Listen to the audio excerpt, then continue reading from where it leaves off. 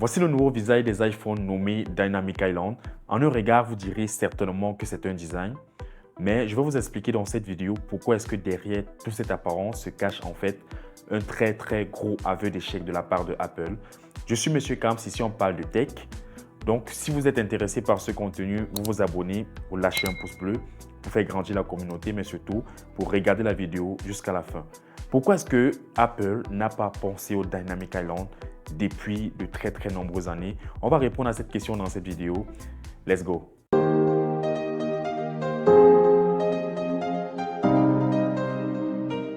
Le Dynamic Island est une bulle noire située au-dessus de l'iPhone 14 Pro qui peut changer de forme pour laisser apparaître l'état de charge d'une batterie, le temps restant d'un minuteur, la direction à prendre lors d'un trajet, bref, des éléments d'interface. A priori, c'est très esthétique, mais juger un produit à son apparence, c'est comme juger un parfum à la gueule de sa bouteille. Le design d'un produit n'est ni son packaging, ni sa forme, ni sa couleur. Le design, c'est la conception d'un produit dans son entièreté. Ce que vous aimez d'un parfum, c'est qu'il vous procure une odeur tout au long d'une journée. C'est cette odeur qui vous procure la sensation de quelqu'un de propre. C'est ce paramètre qui définit si le parfum est bien designé ou non. Alors, juger la pertinence de l'île dynamique demande bien plus qu'un regard. Ça demande tout simplement de se poser la question de savoir pourquoi l'île dynamique.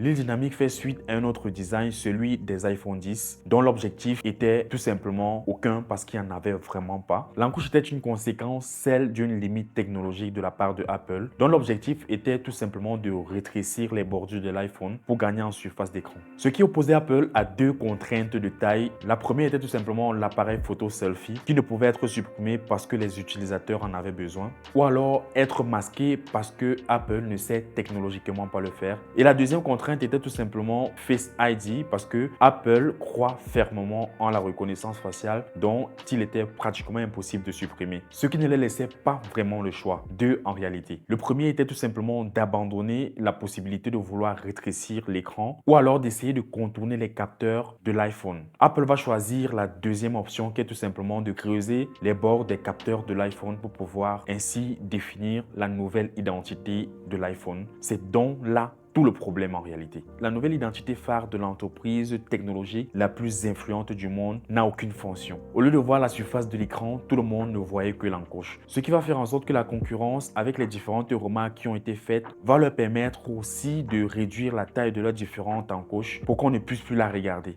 L'encoche est une nuisance dont on ne voit pas du tout les bienfaits. Ils ont fait le choix du design qui, à mon sens, est le dommage collatéral d'une époque à laquelle Apple n'avait pas suffisamment de technologie pour pouvoir réussir à produire un certain nombre de choses. Apple a beau tenter de réduire les millimètres de les bordures, l'encoche est un échec. Le problème, c'est que en voulant à tout prix invisibiliser un élément qu'on ne peut pas du tout rendre invisible, on se lance à une course qu'on ne peut pas gagner. Tout simplement parce que nos contraintes nous en empêchent. Il est probable que Apple ne sache pas masquer les capteurs durant un certain nombre d'années, donc on va seulement faire avec ce qui est. Et si la solution était, au lieu de chercher à cacher quelque chose qu'on ne peut pas du tout réussir à cacher, était plutôt de mettre en avant pour que tout le monde puisse la voir. Et si la plage se détachait de la côte pour devenir une île au milieu de l'océan?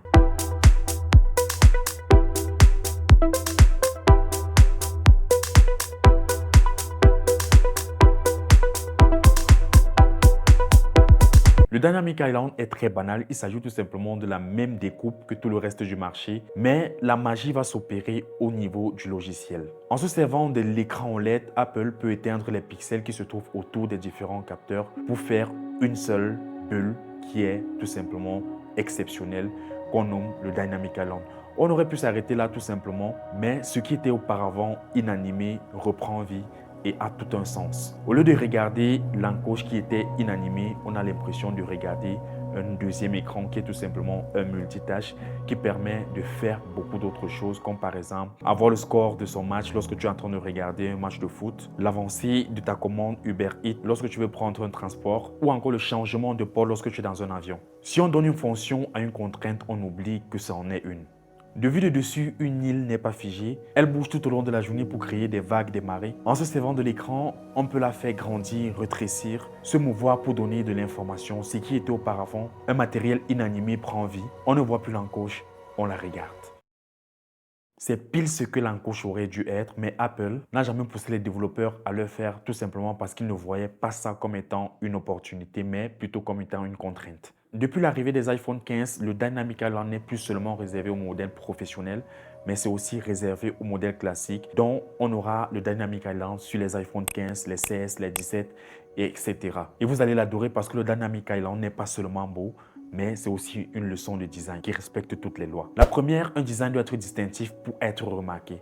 Vous n'allez voir aucune autre encoche qui est aussi beau comme celui de l'iPhone. La deuxième, elle doit être conçue avec une précision qui relève de l'artisanat. Apple a créé un système qui rend les bords de l'île 3 fois plus nets que n'importe quelle animation d'iOS. Cette œuvre est faite pour être admirée. La troisième, elle doit être minimaliste pour attirer tout ce qui constitue une distraction. Privilégier la simplicité dans la conception pour atteindre la satisfaction. La quatrième, elle doit être conviviale, voire empathique. Un design doit être intuitivement évident. Il doit être conçu à partir des concepts que les utilisateurs comprennent. C'est pourquoi Apple s'efforce avec ses produits pour faire comprendre aux utilisateurs qu'ils sont à l'écoute de leurs différents besoins. La cinquième loi du design, il doit laisser des traces. On peut ne pas aimer un design, c'est d'ailleurs souvent le cas, mais on ne peut pas l'oublier. Si Apple est l'une des entreprises tech les plus puissantes au monde, c'est pas parce qu'elle connaît ses lois, mais c'est parce qu'elle les applique. Mais surtout, elle les respecte. Steve Jobs respectait le design plus que tout.